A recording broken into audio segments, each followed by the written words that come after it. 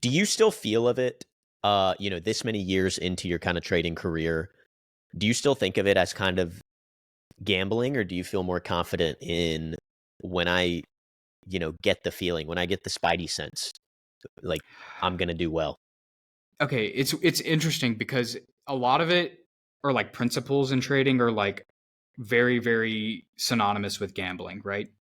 Like the idea of when you're making a bet, like your position sizing, right?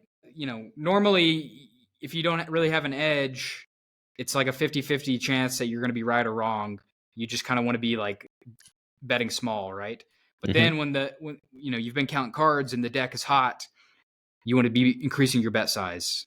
So like in trading, that's very similar to like Mm. people that play poker or whatever professionally. You want to bet small when you don't feel like you have an edge, and bet big when you do feel like you have an edge.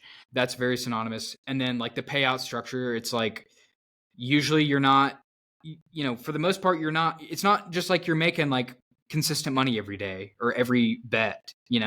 It's usually like here, make some here, lose some here, and then finally you get the big payout, right? Right, right. And then just go back to it, make some here, lose some It's here. like how they say at casinos, like if you think you have a like greater than 50% odds, you should double every single time because eventually you're gonna Yeah, hit, right. and then But yeah, the key is like big losses do not exist. Like if you meaning if you structure it in a way where you never have a big loss.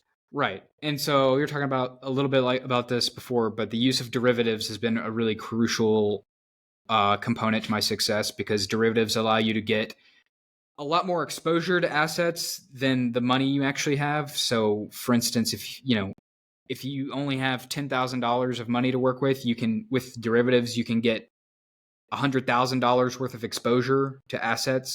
This idea of asymmetry, right? Like you can take a bet and lose one if you're wrong, but you make 10 if you If win. you're right, yeah. So if you think about that, like even if you're just flipping coins, if even if you're not smart at all, like if you have no advantage, like you have no skill at predicting what's going to happen in the markets, if you can size your positions correctly in your payout structure correctly, like you could theoretically make money with like out knowing without predicting anything, right?